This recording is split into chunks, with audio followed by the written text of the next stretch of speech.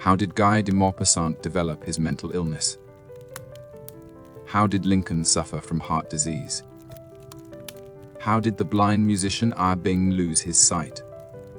It's hard to imagine that these seemingly unrelated conditions could all share the same culprit. That culprit is syphilis. Syphilis has earned the nickname, the Great Imitator, for good reason. Infected patients might develop pustules throughout their body, including inside their mouth.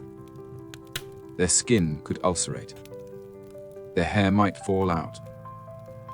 Their skull could develop holes. Large and small tumors might appear on their body. Their eyes could go blind. Their nose might deteriorate. Patients could suffer heart attacks or strokes. They might develop epilepsy or dementia. They could experience madness or lose their hearing and sight. The disease presents in countless forms. Some patients show no symptoms yet remain highly contagious. Syphilis has another important characteristic. It affects everyone equally. From nobility to commoners, rich or poor, no one can escape its reach. Throughout history, many notable figures have been confirmed or suspected victims. Nietzsche, Lincoln, Heinrich Heine, Columbus, Mozart, Flaubert, Maupassant, and Emperor Tongzi all suffered from this condition. During the centuries when syphilis ravaged the world, it held the top position among sexually transmitted diseases in many countries. It became known as the first STD. Today, over 12 million new cases occur globally each year. The numbers continue rising rapidly. We must ask ourselves, what exactly is syphilis? How did it spread across the globe and persist through time? Why can it disguise itself as various diseases while sometimes remaining completely hidden? Can it be cured? How do we identify and prevent it? Columbus and the New World connection. Columbus is known as the hero who discovered the New World. The returning sailors infected many Spanish people with syphilis. In 1495, French King Charles V personally led an invasion of the Kingdom of Naples, which is now part of Italy. Spain sent troops to support Naples. More than 500 camp followers accompanied the army. In that era, armies often engaged with local populations during campaigns. Spanish soldiers mingled freely with French troops and Neapolitan citizens during the siege. After these encounters, a terrible plague spread through the French army.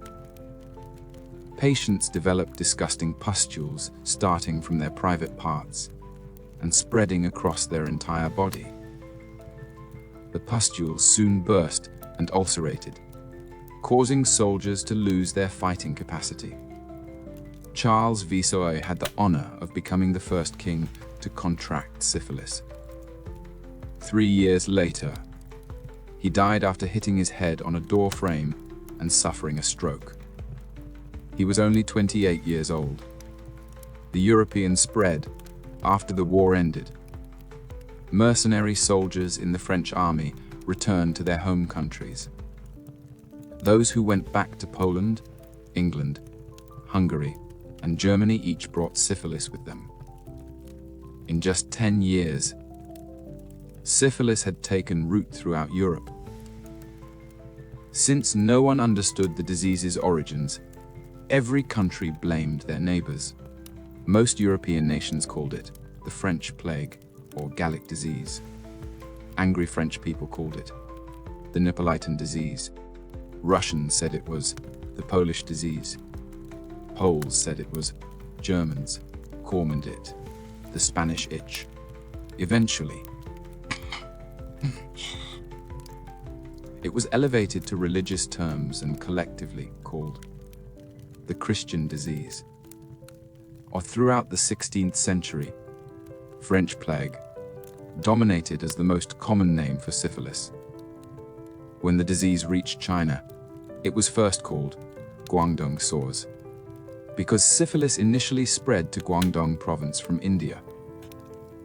Later it was called Bayberry sores. Eventually, all sexually transmitted diseases acquired through prostitution were collectively called flower willow disease. Our early treatment attempts in treating syphilis, doctors and folk healers displayed remarkable creativity. In the late 15th century, men were advised to wrap their genitals with alcohol-soaked cloth after risky sexual encounters. Some doctors used thin strings to tie off the genitals, attempting to prevent syphilis from spreading to other body parts. Starting in the 17th century, some people believed that having relations with healthy virgin boys and girls could transfer syphilis out of the body. This resulted in many children becoming infected. By the 18th century, toxic substances like mercury and lead became the main treatment methods. Doctors rubbed these substances on patients' skin. They made patients swallow blue pills made from mercury. They had patients sit over burning mercury pots for sterilization. These treatment methods were as torturous as the disease itself, often worse. It wasn't until 1905 that German microbiologists Fritz Jodin and Erich Hoffmann found the real culprit under a microscope, Treponema pallidum, also known as the syphilis sparachit. Understanding the organism, this little organism is indeed very spiral-shaped. It has extremely weak resistance to environmental conditions. It cannot tolerate heat or drying. It chooses humans as its only host. Once it leaves the human body, it dies quickly. Therefore, except for mother-to-child transmission, it can only spread through warm, moist bodily fluids. For example, during sexual contact, the syphilis sparachit invades the human body through wounds or mucous membranes. This accounts for over 95% of infections. The syphilis sparachit understands transmission strategy. Unlike some rapidly fatal diseases, it operates as a chronic infectious disease with an extremely long incubation period. Its symptoms mimic various common diseases during different phases. Disease progression 2 to 4 weeks after the sparachit enters through wounds or mucous membranes. Patients develop round or oval ulcers at the infection site. These feel somewhat hard, like cartilage. They're usually covered with fluid-rich and spirachits. These ulcers commonly appear on the cervix, external genitalia, mouth, anus, and other contact sites. At this stage, they typically don't cause pain unless the patient has also contracted gonorrhea or other diseases simultaneously. Due to the body's immune system protection, even without special treatment, the wound will disappear within 3-8 weeks. If patients don't pay attention, they easily miss the optimal treatment window. After some time, they enter the highly infectious second stage. Most patients develop painless, non-itchy red rashes. Within days, these spread throughout the entire body, not even sparing the soles of the feet. These rashes heal in the center while spreading outward, resembling plum blossom petals. This is why the condition is called plum poison in Chinese.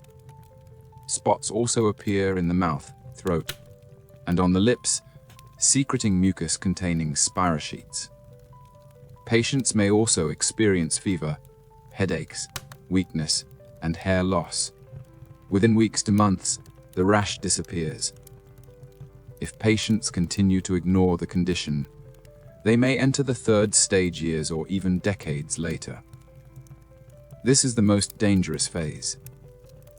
By this time, spirochetes have spread throughout the body via blood and lymph systems, establishing infectious colonies in tissues. If they attack the cardiovascular system, they can cause syphilitic heart disease and aortic aneurysms. If they attack the brain and spinal cord, they can cause personality distortion, rage, violence, loss of coordination, dementia, and paralysis. Attacking the eyes causes blindness. Attacking the ears causes deafness. Attacking joints causes arthritis. They can also attack the liver. There's virtually nowhere they won't go. Third stage syphilis patients commonly develop syphilis tumors of various sizes throughout their body. Initially, hard nodules appear under the skin with dark red surface patches. The center gradually softens and dies, forming ulcers. The surface has plastic, like mucus, earning the name gumma. By this point, even if the syphilis spirochetes can be killed, the bodily damage cannot be repaired.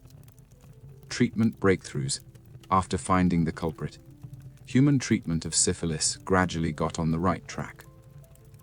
In 1909, Paul Ehrlich, the father of chemotherapy, and his assistant Sahachiro Hatta used derivatives of previously synthesized atoxyl to experiment with syphilis treatment. Mainly, Ehrlich provided guidance while Hatta did the hands-on work. After systematically trying over 1,000 derivatives, they discovered that compound 16,6, the sixth compound in the sixth class, could selectively kill syphilis spirochetes. Thus, the first effective antimicrobial drug for treating syphilis in human history was born. However, it had some side effects. If injected into muscle tissue incorrectly, it could cause pain and in severe cases require amputation. Doctors who could safely inject it became highly respected. Alexander Fleming, who discovered penicillin, was one of these respected physicians. In 1928, Alexander Fleming discovered penicillin, humanity's first antibiotic. This opened a new era for treating bacterial infections. In 1943, penicillin was used for clinical syphilis treatment. Due to its high efficacy, low toxicity, and few side effects, it quickly replaced compound 636 as the preferred syphilis treatment and continues to be used today. Today, early syphilis has become very easy to cure. Unfortunately, even though penicillin has proven its effectiveness, not all syphilis patients could receive timely treatment. The Tuskegee experiment in the early 20th century. Many doctors believed that syphilis affected the nervous system in white people, but the cardiovascular system in black people. Despite having no supporting evidence, this theory persisted. So in 1932, the US Public Health Service began a large-scale experiment. They recruited participants in Tuskegee, Alabama, under the pretense of providing free treatment. They enrolled 400 black men with late-stage syphilis as the experimental group and 200 healthy black men as the control group. Shortly after the experiment began, they replaced treatment medications with placebos. Under the guise of providing special therapy, they performed painful invasive spinal taps on subjects to observe neurological changes caused by syphilis. Even when subjects died, they used the excuse of providing funeral services to obtain bodies for autopsy. Publicly, they always claimed these uninformed subjects were volunteers to cover up their misconduct. Even after learning during the experiment that penicillin could cure early syphilis. Leadership chose to continue concealing this information. They claimed they hadn't yet reached conclusions about racial differences. During World War II, they even convinced the local draft board not to recruit experimental subjects for military service, to prevent them from receiving penicillin in the army. In 1966, a venereal disease investigator named Peter Buxton accidentally learned about this plan.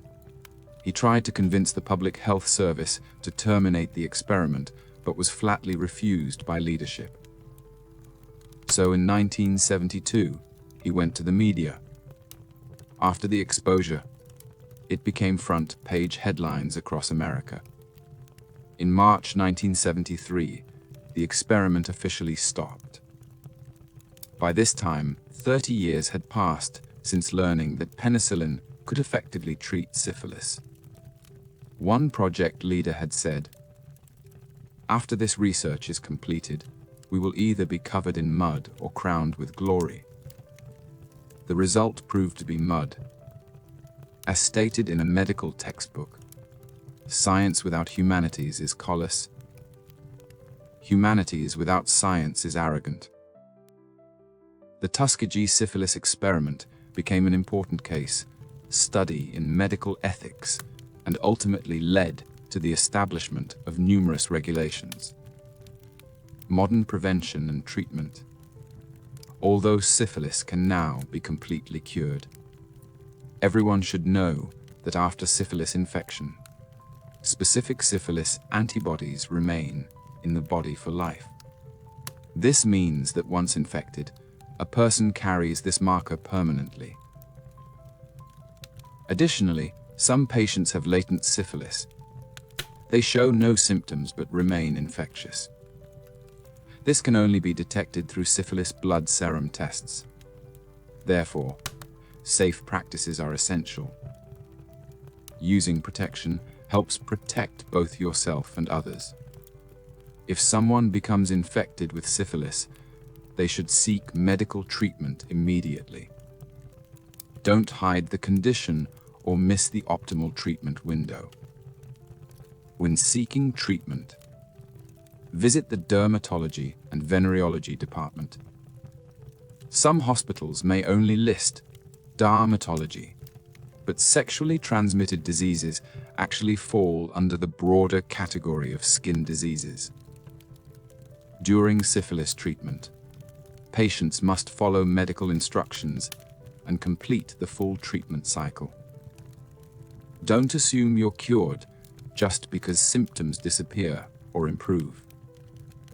Complete eradication is essential. Syphilis remains a significant global health challenge. While modern medicine has transformed this once devastating disease into a treatable condition, continued vigilance, education, and safe practices remain crucial for controlling its spread. The history of syphilis serves as a powerful reminder of how infectious diseases can shape human civilization and the importance of ethical medical practice.